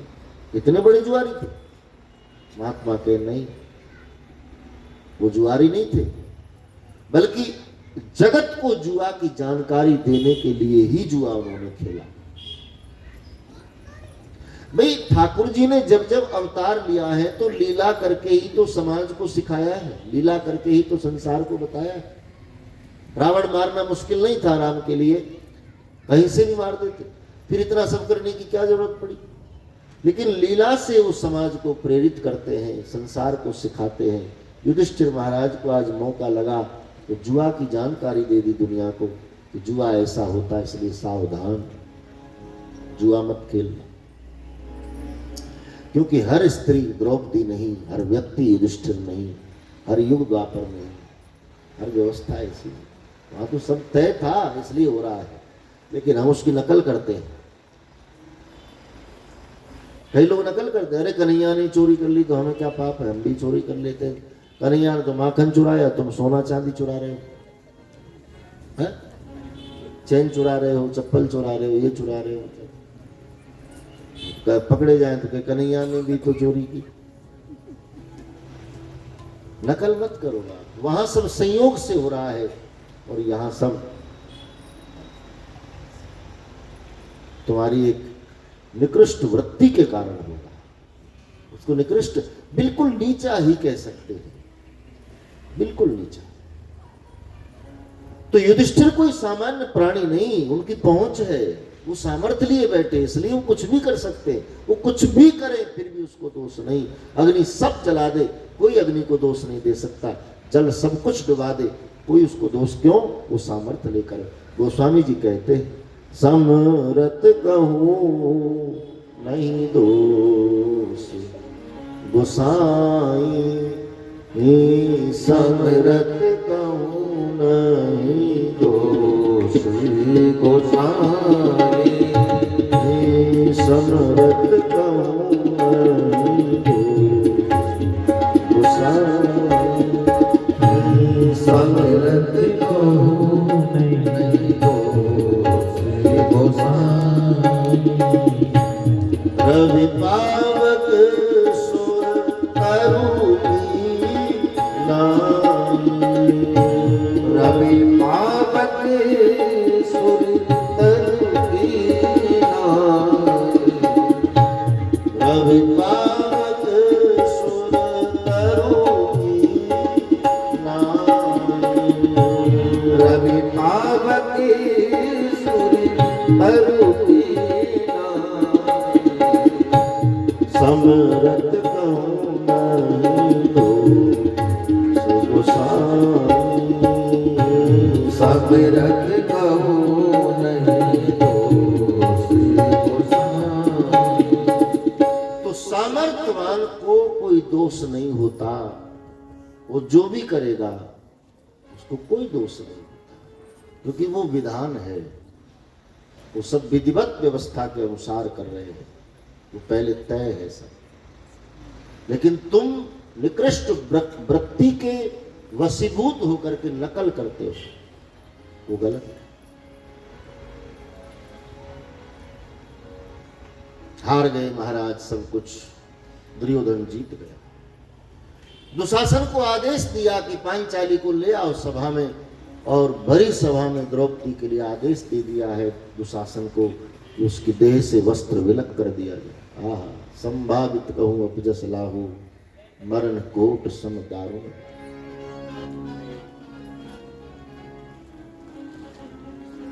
मृत्यु से भी ज्यादा दुखद है अपमान।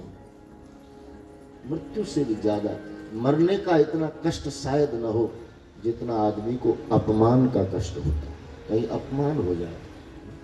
और भरी सभा में एक अबला के लिए आदेश दे दिया कि उसको भरी सभा में निर्वस्त्र कर दिया जाए। इस विषय को इतिहास कोसता है कि जो नहीं होना चाहिए था वो हुआ। और आचार्य द्रोण जैसे प्रज्ञावान महात्मा वहां बैठे, कृपाचार्य बैठे, पितामह भीष्म जैसे धुरंधर बैठे, उनकी उपस्थिति में इतना बड़ा जघन्य अपराध हुआ। एक अबला की लाज को इस तरह से उछाला गया, इस विषय को दोष देता है। जो नहीं होना था वो हुआ। दुशासन द्रौपदी की साड़ी खींचने लगा और द्रौपदी मदद के लिए सबके पास गई, गुहार लगाती है आचार्य द्रोण के पास, बाबा मेरी रक्षा करो, पितामह भीष्म के पास, दादा मुझे, लेकिन कोई इस अबला की मदद को तैयार नहीं।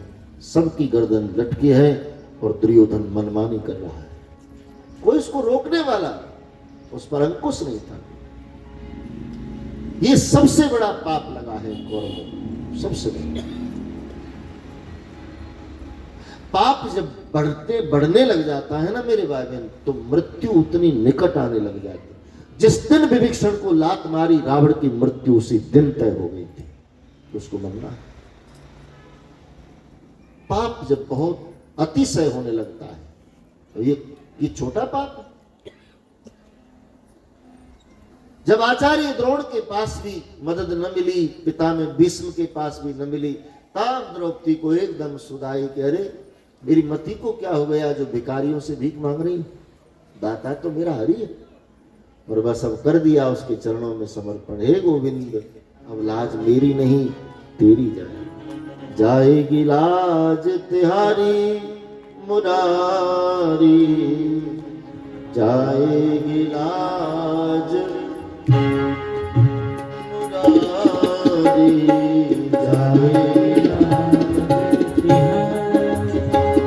लाज रखो गिरधारी, ओ लाज रखो गिरधारी, लाज रखो गिरधारी मुरारी, जाएगी लाज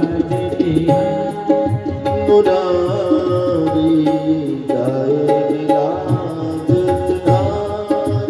मुरारी, जाएगी लाज तिहारी।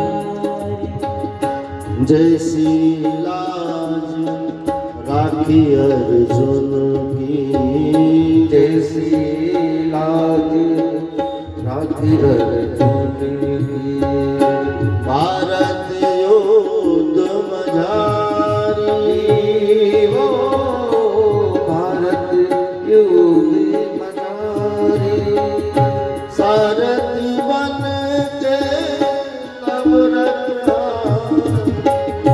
सारथी बनकर जग रखी मानो, चक्र सुदर्शन धारी, जाएगी लाज तिहारी मुरारी, जाएगी लाज तिहारी, लाज रखो गिरधारी मुरारी, लाज रखो गिरधारी मुरारी, जाएगी लाज तिहारी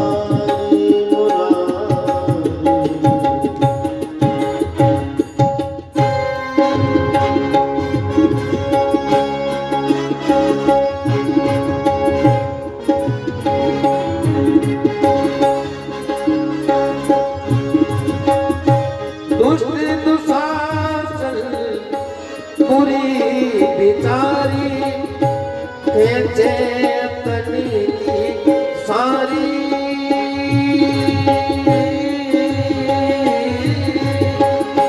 दुष्ट दुशासन बुरी बिचारी, खेचे तनी की सारी,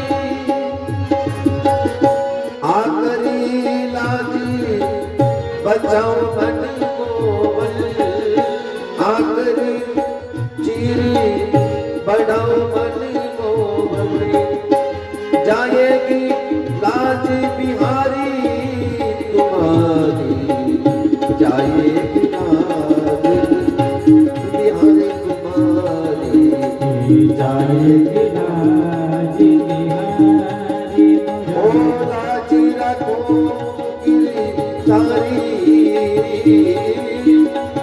लाज रखो बनवारी मुरारी जाएगी लाज तुम्हारी मुरारी जाएगी लाज जागो राखे साइया मार सके ना कोई बाल न बांको कर सके जो जग वे ठाकुर जी जिसके रखवाले परमात्मा जिसे रखे उसको कौन मारे।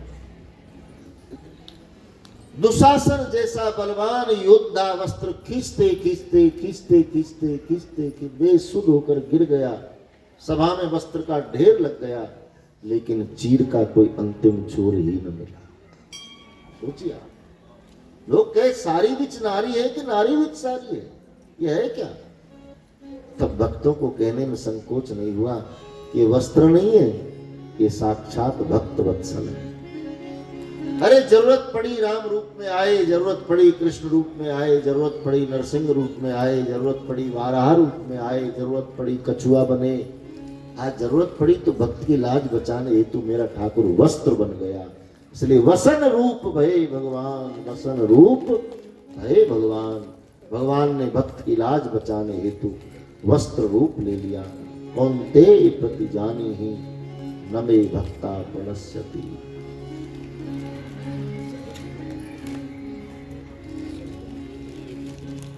और ये एक बार की बात नहीं है, ये हर बार जो सच्चा उपासक जिस भाव से उसको पुकारता है। गज ने पुकारो तब गरुड़ी विसार जाए ग्राहको संहारो सुनी प्रेम की पुकार बोली द्रौपदी बेचारी आज बनवारी मोहे आस है तिहारी और जाऊं का द्वार। मोई आस है तिहारी मैं जाऊं का द्वार।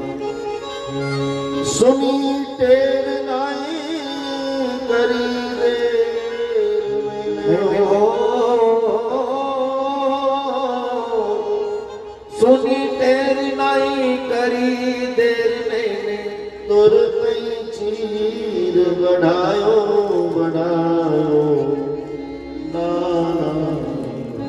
बहुत ही नचायो भगतों ने मोए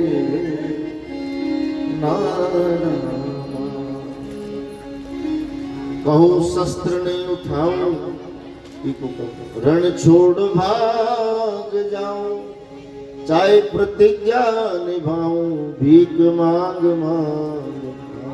कभी शस्त्र नहीं उठाऊं रण छोड़ भाग जाऊं चाहे प्रतिज्ञा निभाऊं भीख मांग मांग खाऊं। रूप वामन को धार पहुंचो बलिवार। रूप वामन को धार पहुंचो बलिहार। तीन पैर ही बना लिए तीन लोग। महाभारत में अर्जुन के संग महाभारत में अर्जुन के संग सारथी नाम कमायो कमायो नाना। तेन चायो भगतन ने मोको नाना। नटमर कट इव सबहि नचावत वेद खगेश राम खगेश वेद असगा। सबहि नचावत राम गोसाई उमादार जो सित। तो अखिल ब्रह्मांड को जो नचा रहा है वो परमात्मा भक्त के लिए दौड़ा दौड़ा घूम रहा है। कोई कहीं पुकारे वहां गए, कोई कहीं पुकारे वहां गए। जिम बालक राखई में बड़ी सभा में भक्त की लाज बचाई, द्रौपदी की लाज बचाई, संसार को बताया कि कोई हो ना हो मैं तेरे साथ हूं। इसलिए भक्ति में कष्ट मिले ना तो समझना कि कृपा बरस रही है। तुम सही हो और फिर भी सताए जा रहे हो तो समझ लो प्रसाद मिल रहा है। तुम सही हो और फिर भी सताए जा रहे हो, फिर भी परेशान किए जा रहे हो, तुम्हारी कोई गलती नहीं, कोई अपराध नहीं, फिर भी तुमको दोषी बनाया जा रहा है, तो तुम उसका प्रसाद समझकर स्वीकार करो। एक आदमी इतनी पूजा पाठ करता, इतनी पूजा पाठ करता, और क्या बता, सुबह शाम दोपहर खूब ठाकुर जी के मंदिर में संध्या वंदन भजन। और एक दिन मंदिर से जा रहा था, ठोकर लगी और गिरा तो पैर टूट गया। नियमित पूजा करने वाला आदमी, सत्य बोलना, सदाचार करना, सदाचरण करना, सबके काम आना, जितने शुभ लक्षण थे सब उसमें करीब करीब विद्यमान, और उसको ये फल मिला कि ठोकर लगी, गिरा और पैर टूट गए। और एक आदमी दंड फंद करने वाला, झूठ बोलने वाला, धोखा देने वाला, वो रास्ते में जा रहा था तो उसको रुपयों से भरा हुआ एक सूटकेस मिल गया।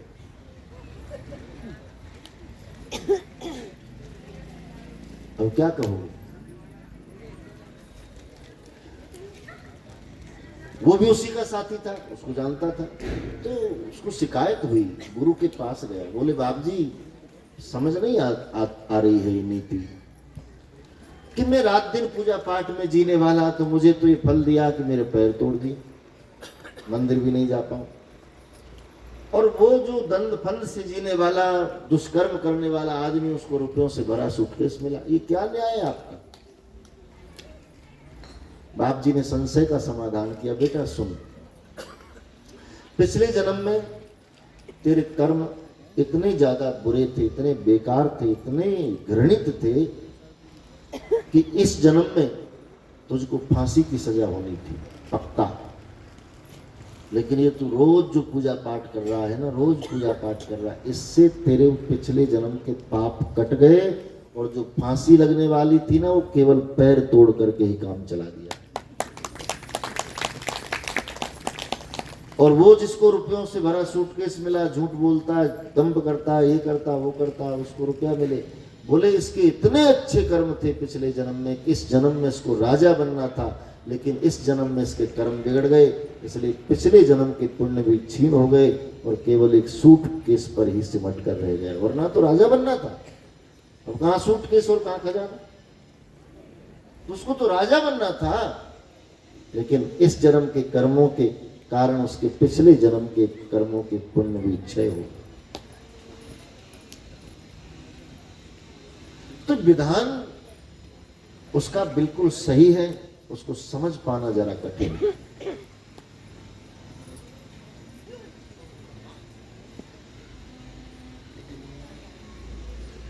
तो युधिष्ठिर महाराज ने स्वीकार किया, सब स्वीकार किया। मां कुंती को काका विदुर के घर छोड़ा, पांचाली को संग लेकर पांचों भाई बन की यात्रा पर निकल गए। जैसे जैसे समय की व्यवस्था रही, 12 वर्ष पूरे किए। सम्राट सेवक बनकर समय निर्वाह करता है। जिस द्रौपदी की सेवा में 10-10 दासियां लगी रहती थी, आज वो स्वयं दासी बनकर के जीवन जी रही है। यही समय का प्रभाव है मेरे बात। कभी किधर पलट जाता है, कभी किधर पलट जाता है। सम्राट सेवक बन जाते हैं, सेवक सम्राट बन जाए, राजा रंग रंग करा कौन जाए। और ये विधान सब उसी का रचा है, हमारा नहीं, हम उसमें कोई हस्तक्षेप नहीं कर सकते। इसलिए बड़े प्रेम से कह दिया है, जिंदगी की डोर सौंप हाथ दीननाथ के, वो मैलों में राखे जाए झोपड़ी दे, मेलों में राखे जाए झोपड़ी में वास दे, विधि का विधान जान, हानि लाभ सही जाहि विद राखे राम, ताई बीती रहे, जाए बीबी राखे राम, ताई बीती रहे। सारे जहां के मालिक तेरा ही आसरा है, राजी हैं हम उसी में जिसमें तेरी रजा। यही भक्ति है, यही उपासना है। हर हाल में प्रसन्न रहो, यही उपासना।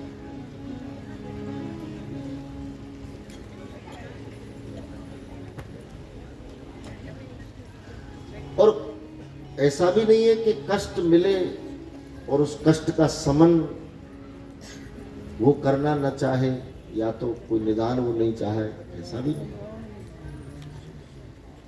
देखो मेरे भाई बहन, यदि हम भक्ति के उपासक हैं तो कष्ट तो मिलेगा, लेकिन कष्ट को सहने की क्षमता भी वो साथ साथ जरूर देगा, तभी तो सह पाएंगे।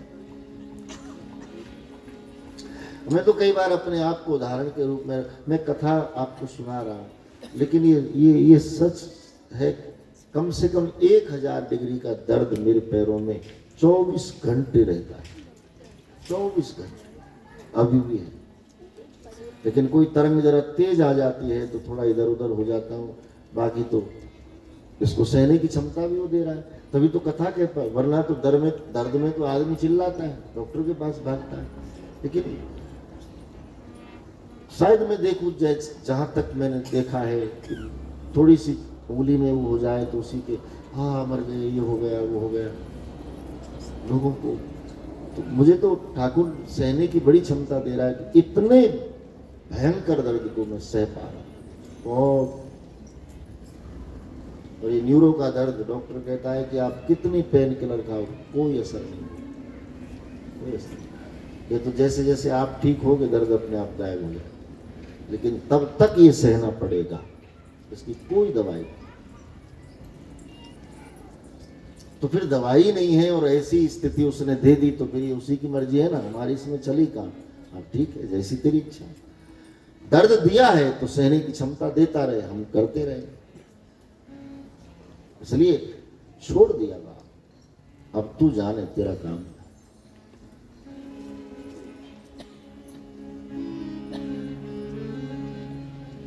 तो मैं आपको केवल इतना ही कि अगर कष्ट मिलेगा ना तो कष्ट को सहने की क्षमता भी मिलेगी। देखो कष्ट दो प्रकार का, एक तो कृपा का कष्ट होता है और एक कर्म का कष्ट होता है। आप चोरी करो, पकड़े गए, पिटाई लगी, हाथ पैर टूट गया, कोई अंग क्षतिग्रस्त हो गया, उसके कारण आप बिस्तर में पड़े, अब ये सजा भोग रहे हो, ये दंड है, ये कर्म का फल है। लेकिन आप मंदिर में पूजा करके आ रहे हो और आपको ठोकर लग गई और आप गिरे और आपका पैर टूट गया, ये कृपा का कष्ट है। आपने कोई कर्म ऐसा नहीं किया कि क्षणिक भर में आपको इतनी बड़ी घटना घट गई, तो कौन कर्म ऐसा हो गया? नहीं, ये परख है। अब ये पूर्व जन्म से जो जुड़ा हो सो जुड़ा हो, उसकी हमको परवाह नहीं, लेकिन वर्तमान जीवन में आदमी अपने पूरे उसमें रील की तरह झांक लेता है कि कहाँ कोई क्षति, तो कहीं ऐसी कोई बात मिले तो थोड़ा आए कि हाँ चलो हो गया ठीक, मैंने भी ऐसा। लेकिन कहीं मिले नहीं और तो मिले तो ये क्या है? फिर यही कृपा।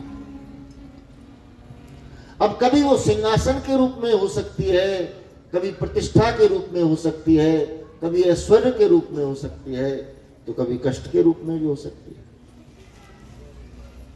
नरसिंह को कैसे मिली, प्रहलाद को कैसे मिली?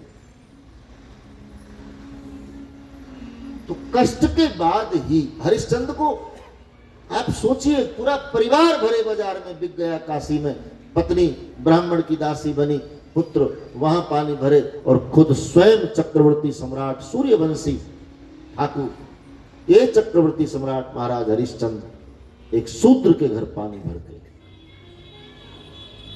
बेच दिया आपने, लेकिन धर्म नहीं छोड़ा। तो जब परखा तो कितना परखा, लेकिन जब हर परीक्षा में पास हो गया तो ठाकुर आकर खुद सरेंडर हो गया कि अब तू बता तेरी रजा क्या है, अब तू जैसे कहे मैं वैसे करूं। मैंने जितना किया कर लिया, तू सब में उत्तीर्ण हो गया, पास हो गया, अब तू जो कहे वो मैं करूं।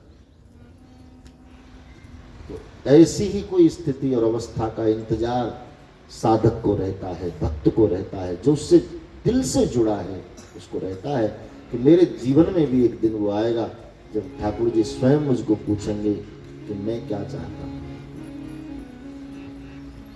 मनु शत्रुपा ने स्थिति पैदा की, प्रमाण है हमारे पास। अकेले आए तो दर्शन से मना कर दिया, बोले हम दोनों भजन करे, तुम अकेले क्यों आए। तब अर्धांगिनी को संग लेकर वाम भाग सोहित अनुकूला, आदि शक्ति छवि निधि जगमूला। तब जुगल सरकार आए दर्शन तो, और फिर पूछा भगवान ने कि बता क्या इच्छा है, और फिर मन चाहे वरदान पाए। तो भक्ति में ये व्यवस्था है, लेकिन बहुत कुछ पाने के लिए बहुत कुछ सहना पड़ता है, बहुत कुछ। इसलिए तो हमारे वृंदावनी समाज में बड़ा प्यारा एक रसिया बोल बनाए, यारी यारी में बिहारी, तेरी यारी में बिहारी, ओ सुख नाई पायो रे तेरी यारी में बिहारी, सुख नाई पायो रे तेरी यारी में बिहारी, सुख नाई पायो रे तेरी यारी में बिहारी, सुख नहीं पायो रे तेरी यारी में बिहारी, नाई पायो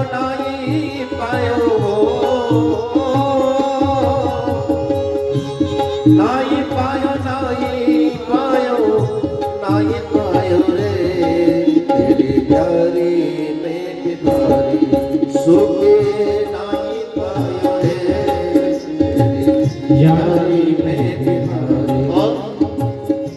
यारी करी तो ते विप्र सदा माने, यारी करी मित्र बनाया व्यास के साथ माने, यारी करी तो ते विप्र सदा माने, यारी करी तो से विप्र सुना माने, दर दर वो भटकायो रे यारी में बिहारी, सुख नाई पायो रे तेरी यारी में बिहारी, सुख नाई पायो नाई पायो, नाई पायो नाई पायो नाई पायो रे तेरी यारी में बिहारी, सुख नाई पायो रे यारी में बिहारी, यारी करी तो ते हरिश्चंद्र जाने, यारी करी तो से हरिश्चंद्र जाने, दास के बीच दिखायो रे यारी यारी में बिहारी, सुख नहीं पायो रे तेरी यारी में बिहारी, यारी में हो नाई पायो नाई पायो नाई पायो रे यारी में बिहारी, नाई पायो रे तेरी यारी में बिहारी, नाई पायो रे। तो सीधी सी बात है, कसता है, परख सोने की होती है। आप जैसे भी समझ सको, भक्ति में पहले परीक्षा होती है, और परीक्षा तो कष्टकारक होती है। उसमें जो उत्तीर्ण होगा वही तो मंजिल पाए। ब्रह्मानंद जी ने जो सदाई हरि को भजे वही परम पद पाता। सम्राट सेवक बन करके समय बिता रहे हैं। 12 वर्ष बीते, अज्ञातवास का भी समय बीत गया। अब सवाल उठा के अपना हक वापस लें, इको कम करो। तो निर्णय हुआ कि भाई क्या करें, तो बोले युद्ध करेंगे, युद्ध के द्वारा अपना हक वापस लें। बात कन्हैया तक पहुंची। गोविंद आए, पांडवों को पूछा, हमारा युधिष्ठिर, हमारा युद्ध? बोले हाँ हमारा, हक के लिए लड़ना पड़े। बोले भाई एक मौका तो उसको दो, शांति का प्रस्ताव भेजो। कौन जाएगा लेकर? ले देकर बात कन्हैया के ऊपर आगे। बोले तुम ही शांति दूत बनकर जाओ। और श्री कृष्ण पांडवों के शांति दूत बनकर के हस्तिनापुर जाते हैं। गए हस्तिनापुर, दुर्योधन धृतराष्ट्र को हजारों मंत्र उपदेश देकर समझाया, कई प्रकार से समझाया, समझौते की हद कर दी। मेरे 5 पांडव हैं, तू 5 को केवल 5 गांव दे दे। दुर्योधन नहीं माना। विलास काले विपरीत बुद्धि, जिसका विनाश निश्चित हो गया उसको तो ठाकुर जी भी नहीं समझा पाते। बार बार युद्ध की बात करे। आखिर में कन्हैया ने शंखनाद करके युद्ध का घोष कर दिया कि दुर्योधन, अब तेरी मुलाकात पांडवों से कुरुक्षेत्र के रणांगण में होगी, और वहां शास्त्र नहीं केवल शस्त्र ही चलेगा। भगवान जाने लगे। धृतराष्ट्र के प्रभु आप हमारे अतिथि हो, हमने आपकी सेवा में 56 भोग बनाए, स्वीकार तो करो। भगवान बोले अधर्म का अन्न खाकर मैं मेरी बुद्धि कुंठित नहीं करना चाहता, नहीं खाने तेरे 56। आचार्य द्रोण, पिता में भीष्म, सबने कहा कि हमारे वहां नहीं तो हमारे घर आ जाओ। भगवान ने कहा तुम कौन से कम हो, तुम भी तो उसी के सहयोगी, इसलिए तुम्हारे घर भी। भक्त ने भगवान को बुलाया, विदुर ने बुलाया, प्रभु आ गए। द्वार पर खटखट की आवाज। विदुर जी राह देख रहे, ठाकुर मेरे घर आएंगे क्या, मैं इस लायक हूं क्या? भक्त की यही भाव कि क्या मैं इस लायक हूं, हरि मेरे ऊपर कृपा करेंगे। जैसे निषाद ने, केवट ने सोचा कि भगवान मुझे दृष्टि से भी छू लेंगे ना, मैं दूर से दंड में, क्योंकि मैं अछूत हूं, मैं निकट कैसे जाऊं। और निषाद राज गुहू जब आया तो दूर ही फल रख दिए दंडवत। मन में जो विचार कि दृष्टि से छू ले, वाणी से छू ले, मैं धन्य हो जाऊं, तो ठाकुर मेरे ऊपर कृपा करें। भक्त को भरोसा होता है, और भगवान सब कुछ छोड़ दे, तोड़ दे, लेकिन भक्त का भरोसा नहीं तोड़। प्रबल प्रेम के पाले पढ़कर प्रभु को नियम बदलते देखा, अपना मान भले ही टल जाए, पर भक्त का मान न टलते। खटखट की आवाज। विदुर जी आए, द्वार खोला तो देखा द्वार पर द्वारिकाधीश खड़े। बोलिए द्वारिकाधीश भगवान। अब विदुर जी धन्य हो गए, ठाकुर जी के चरणों में वंदन अर्चन किया, पूजन किया, दिव्य आसन दिया, ठाकुर जी विराजमान। विदुरानी कोई जल कार्य में लगी रही होगी और उसको सूचना मिली कि ठाकुर जी आए। सुनाए भीगे वस्त्रों में ही दौड़ी चली आई, और जैसी अवस्था उसी में, जो जैसी तैसी उठ ढाई। जहां कन्हैया की बांसुरी बजी, जो गोपी जिस हाल में होती दौड़ पड़ती थी, विदुरानी की वही दशा हो। और उसी अवस्था में आकर ठाकुर जी के चरणों में दंडवत बस बैठ गई, और एक टक परमात्मा को देखे ही जाए, देखी नजर हटे ही ना। यही तो है प्रेम की अतिशय अवस्था। केवल फॉर्मेलिटी वाला प्रेम नहीं चलता, वहां वास्तविकता प्रेम की क्या है वो चलता है। और प्रेम की वास्तविकता क्या है मालूम? प्रेम की वास्तविकता है पागलपन। जो पागल हो जाए परमात्मा के रूप में। उड़ गए होश तो फिर होश में आवो कैसे, उड़ गए होश तो फिर होश में आवो कैसे, मैं निगाहों तेरे चेहरे से हटाओ कैसे, मैं निगाहों तेरे चेहरे हटाओ कैसे। अधरम मधुरम बदनम मधुरम नयनम मधुरम हृदयम मधुरम गमनम मधुरम मधुराधिपते रखिलम। जिसकी हर एक अदा मधुर है, वो देखने को जब मिले तो आंखें कहां विश्राम पाए। एक टक देखे जाए, भगवान को लगा ये तो गई, लेकिन मुझे देर हो रही है, जाना है। तो सुध में लाने के लिए बोले, काकी जरा जागो, भूख लगी है, ऐसे ही देखते देखते विदा कर दोगी, कुछ खिलाओगी पिलाओगी नहीं। तब विदुरानी को सुध आई, अरे परमात्मा मेरे घर पावने और मैं कोई सेवा न कर पाए। अब लगा रसोई में जाऊं, कुछ बनाऊं, तो इतनी देर के लिए फिर दर्शन छूट जाएगा। कुछ ऐसा हो कि दर्शन भी होते रहे और खातिरदारी भी।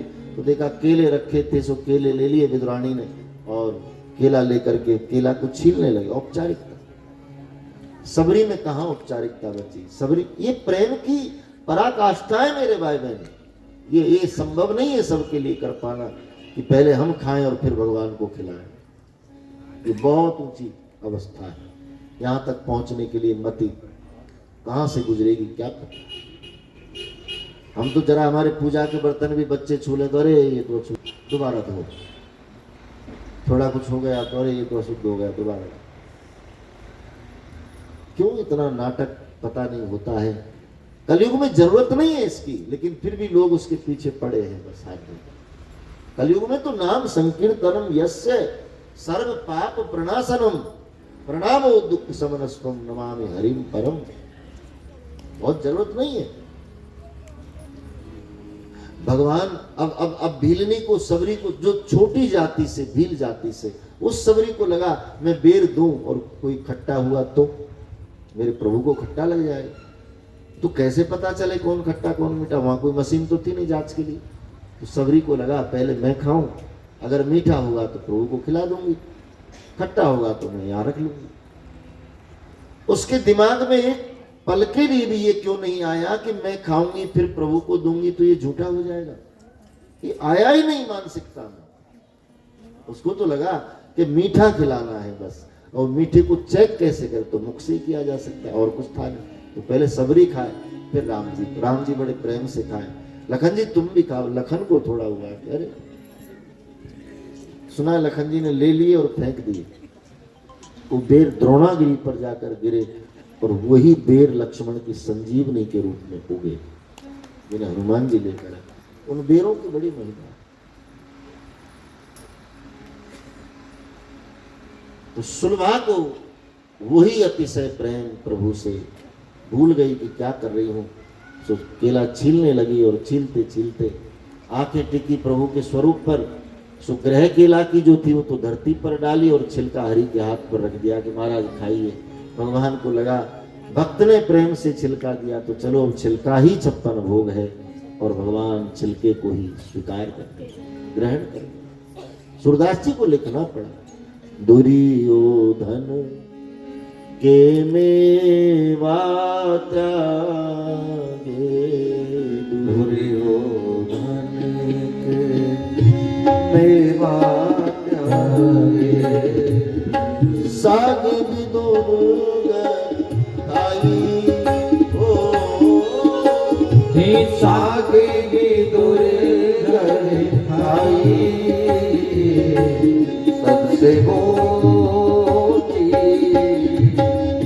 प्रेम सगाई, सबसे ऊंची प्रेम सगाई। ऐसी प्रीत बड़ी वृंदावन, ऐसी प्रेम बड़ी बड़ी वृंदावन, ऐसी प्रीत बड़ी वृंदावन, गोपियन नाच नचाई हो,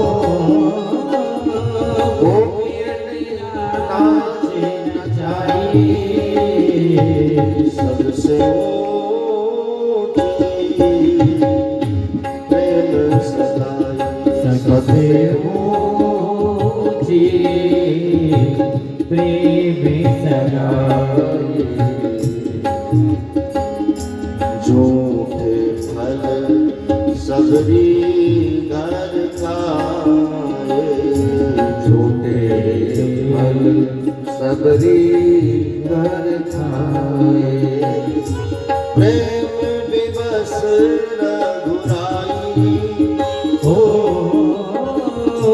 प्रेम विवश रघुराई, सबसे ऊंची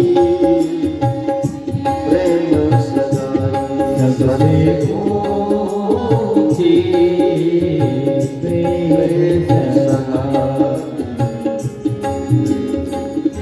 राजसुया के युधिष्ठिर की राज तुझे युधिष्ठिर कीना, ताम झूठ उठाई, हो ये परमात्मा होने का प्रमाण। झूठे उठाई, सबसे ऊंची प्रेम सगाई, सबसे ऊंची प्रेम सगाई, प्रेम के बस अर्जुन रथ हाथों, प्रेम के बसे अर्जुन रथ क्यों भूल गए ठकुराई, हो भूल गए रघुराई, सबसे ऊंची प्रेम सगाई, सबसे ऊंची प्रेम सगाई। सीताराम राम राम सीताराम राम राम सीताराम राम राम सीताराम राम राम सीताराम राम राम सीताराम राम राम सीताराम राम राम सीताराम राम राम। राधे श्याम श्याम श्याम राधे श्याम श्याम श्याम राधे श्याम श्याम श्याम राधे श्याम। राजा राम राम राम राजा राम राम राम राजा राम राम राम राजा राम राम राजा राम राम राम राजा राम राम राम राजा राम राम राजा राम राम। हरि हरि बोल मन हरि हरि बोल के सब माधव बोल हे हरि हरि बोल मन हरि हरि बोल के सब माधव बोल। राधे राधे बोल मन राधे राधे बोल मुकुंद माधव बोल राधे राधे बोल मन राधे राधे बोल मुकुंद माधव बोल।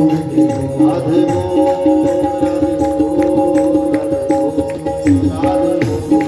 राधे बोल राधे बोल राधे बोल राधे बोल राधे बोल।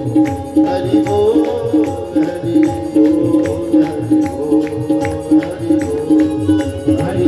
बोल हरि बोल हरि बोल हरि बोल। हरि हरि बोल मन हरि हरि बोल मुकुंद माधव बोल हरि हरि बोल मन हरि हरि बोल मुकुंद माधव बोल। राधे राधे बोल मन राधे राधे बोल केशव माधव हरि हरि बोल राधे राधे बोल मन राधे राधे बोल राधे बोल राधे बोल